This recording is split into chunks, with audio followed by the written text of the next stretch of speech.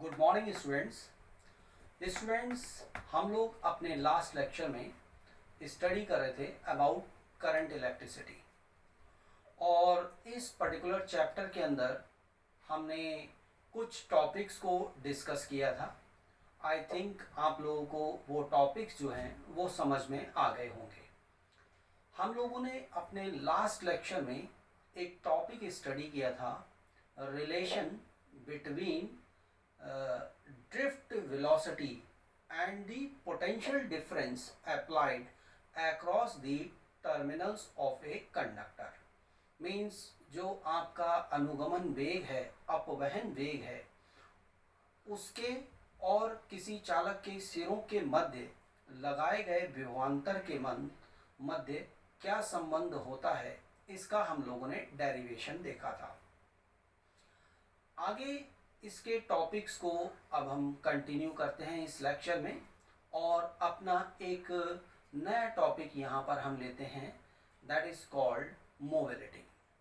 ठीक है स्टूडेंट, तो प्लीज़ आप लोग बोर्ड पर कंसंट्रेट करें, आपको ये समझ में आएगा और इस पर बेस्ड काफ़ी सारे न्यूमेरिकल्स भी मिल जाते हैं, तो वहाँ पर भी आपको काफ़ी हेल्प होगी।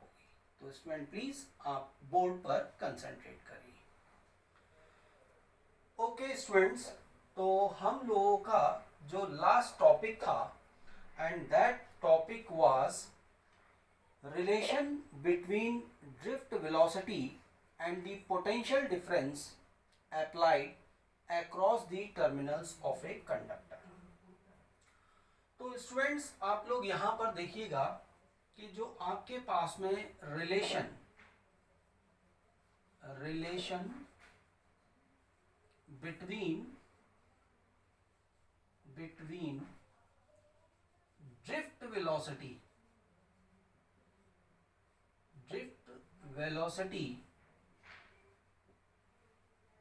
And the potential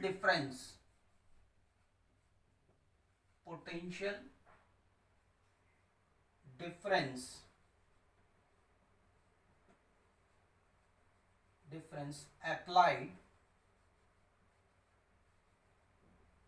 across the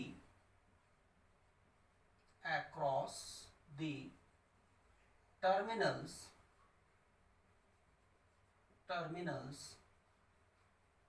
of a conductor।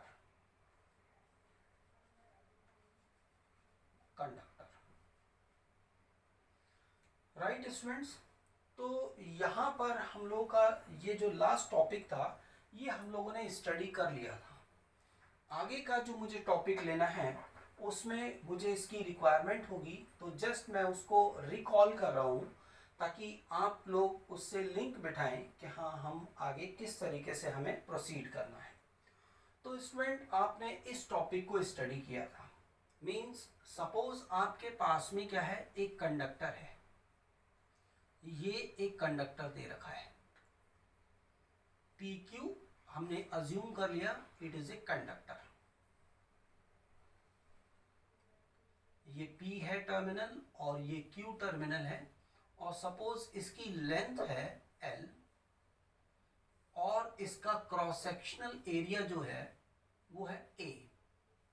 ये कंडक्टर है और हमने इसके टर्मिनल्स के अक्रॉस जो इसके एंड्स P और Q हैं उनके बीच में हमने एक बैटरी कनेक्ट की है, जिससे इन टर्मिनल्स के बीच में जो पोटेंशियल डिफरेंस है वो क्या है, वो V है।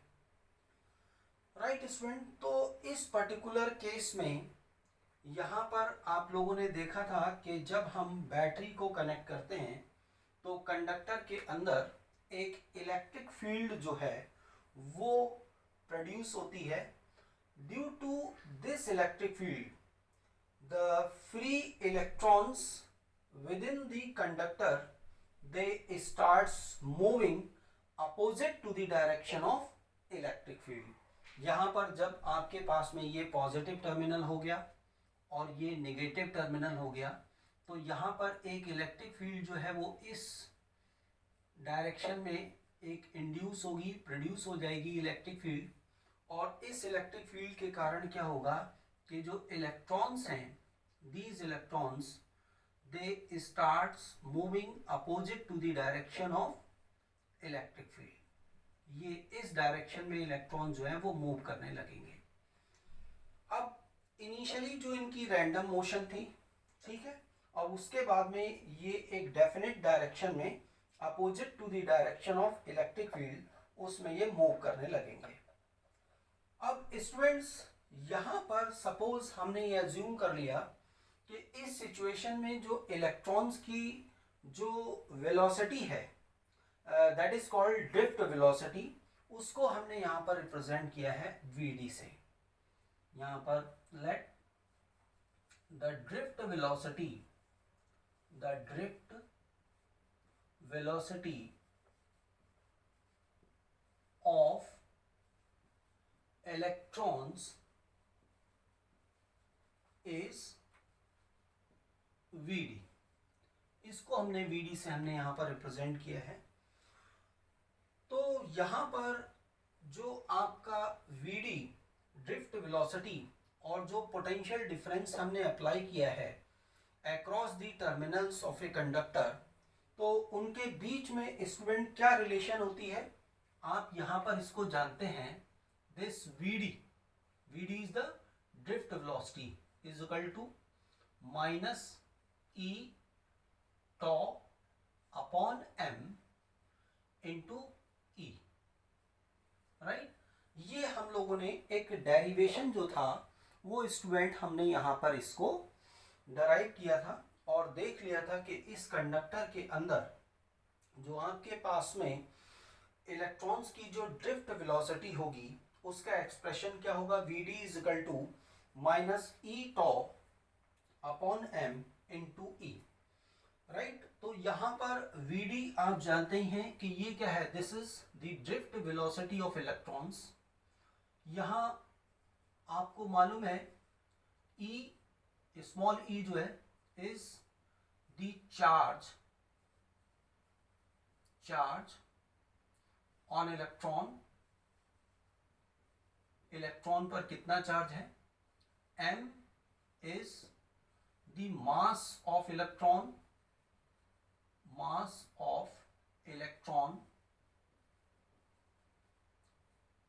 टॉ जो है आपके पास में is the relaxation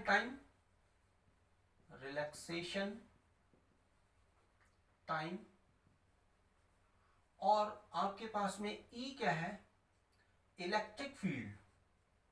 E is electric field induced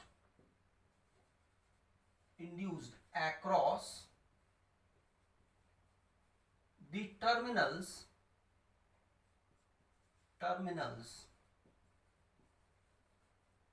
of a conductor,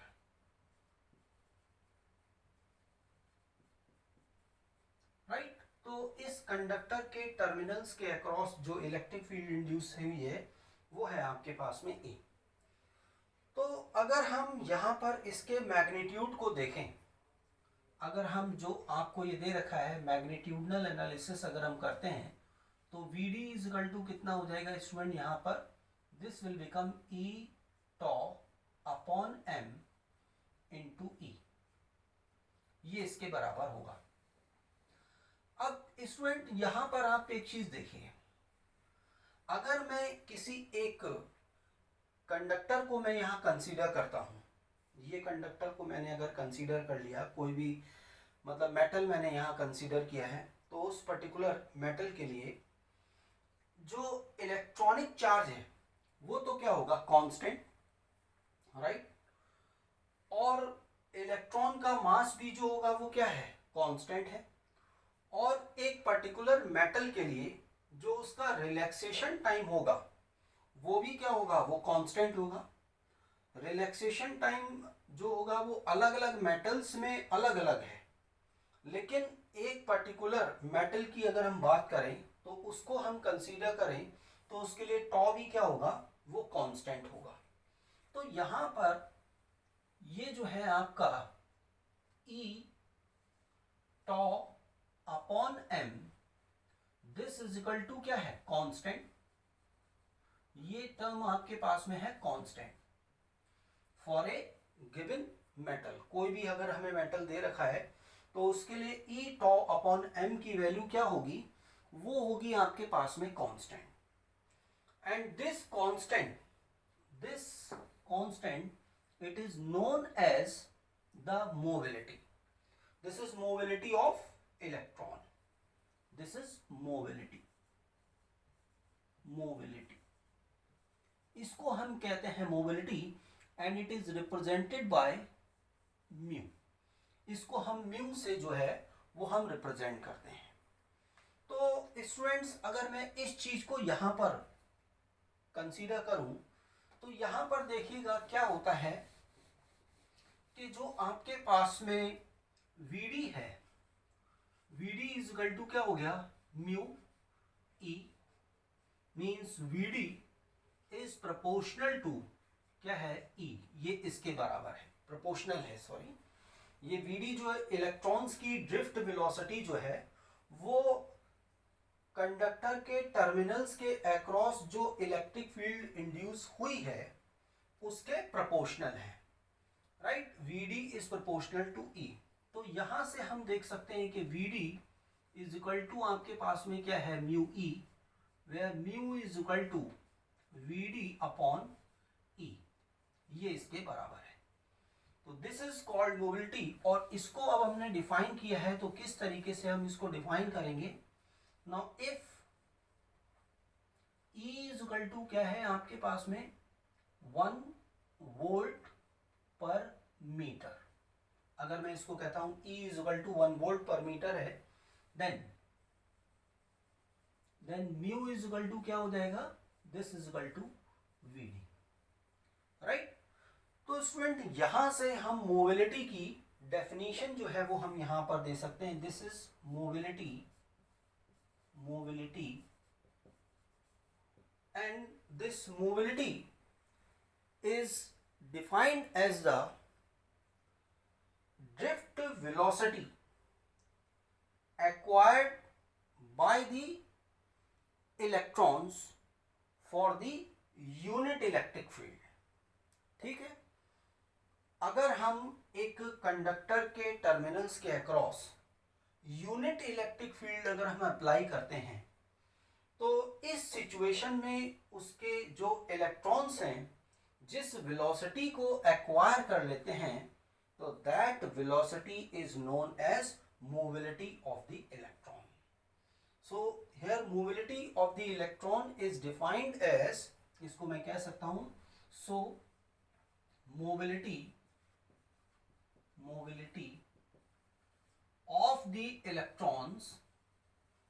of the electrons is defined as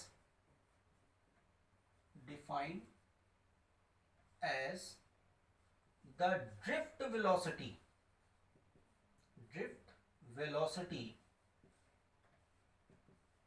right, drift velocity attained by electrons by applying unit electric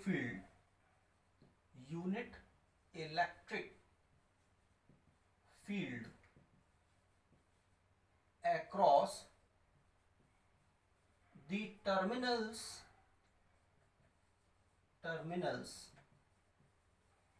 of a conductor। तो conductor के terminals के across अगर हम unit electric field जब हम apply करते हैं तो इस सिचुएशन में उसके अंदर जो इलेक्ट्रॉन्स हैं वो जिस वेलोसिटी को एक्वायर कर लेते हैं, तो that velocity is known as mobility of electrons, right student. तो अब आप हमेशा ध्यान रखेंगे this mobility mu is equal to क्या होता है, Vd अपॉन ई। और अभी आपने देखा था mobility mu is equal to क्या होता है, E टॉ अपॉन m। ये इसके बराबर होता है। This is the expression for the mobility of the electrons, right. तो स्टूडेंट यहाँ पर ये भी ध्यान में आपको रखना है, एक्सप्रेशन आपको ध्यान रखना है इस चीज़ को। इस पर बेस्ड छोटे छोटे क्वेश्चंस आ जाते हैं, इनके सॉल्यूशंस आप यहाँ से दे सकते हो। तो जैसे चार्ज की बात है तो चार्ज तो कांस्टेंट है, और आपके पास में टॉ जो है, अगर मैं एक मेटल को, एक मटेरियल को, एक कंडक्टर को कंसीडर करता हूँ तो उसके लिए टॉ की वैल्यू क्या होगी, कांस्टेंट होगी। तो एक पर्टिकुलर मेटल के अंदर जो इलेक्ट्रॉन्स की मोबिलिटी जो होगी वो क्या होगी, वो तो आपके पास में सेम होगी, क्योंकि टॉ कांस्टेंट है, m is the mass of the electron. अगर मैं अलग अलग मटेरियल्स को मैं यहाँ पर कंसीडर करता हूँ, मेटल्स को कंसीडर करता हूँ, तो उनके करस्पॉन्डिंग जो टॉ की वैल्यू है वो आपके पास में क्या होगी, चेंज होगी, वेरी करेगी। तो उससे मोबिलिटी भी जो है वो आपके पास में चेंज हो जाएगी, राइट। तो इस चीज को आपको ध्यान रखना है। This is the expression for the mobility of electrons, right. Mu is equal to e tau upon m. अब आप यहां से देख सकते हैं the unit of mobility is metre square per volt second, right. यहां से अगर आप देखेंगे तो इसकी मोबिलिटी की यूनिट आप जो है वो यहां से निकाल सकते हैं। द यूनिट ऑफ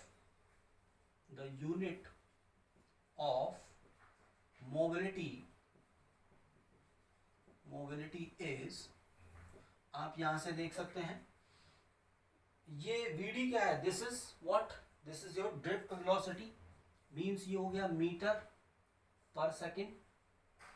और इलेक्ट्रिक फील्ड आपके पास में क्या है, वोल्ट पर मीटर, तो ये हो जाएगा वोल्ट पर मीटर। तो अगर मैं इसको सॉल्व करूंगा तो ये क्या हो जाएगा, metre square per volt second. So this is the unit of mobility. Mobility की यूनिट क्या होती है, metre square per volt second, right student.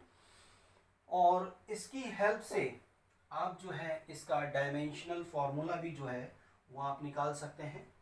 तो ये मोबिलिटी की डेफिनेशन क्या होता है और मोबिलिटी एक्चुअल में है क्या, वो आपको समझ में आया होगा। इसका एक्सप्रेशन क्या होता है, mu is equal to e tau upon m, और इसकी यूनिट क्या होती है।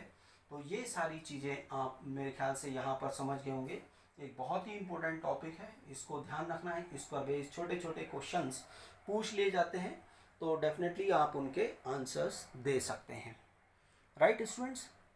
तो प्लीज़ आप लोग इस चीज़ को ध्यान रखिएगा,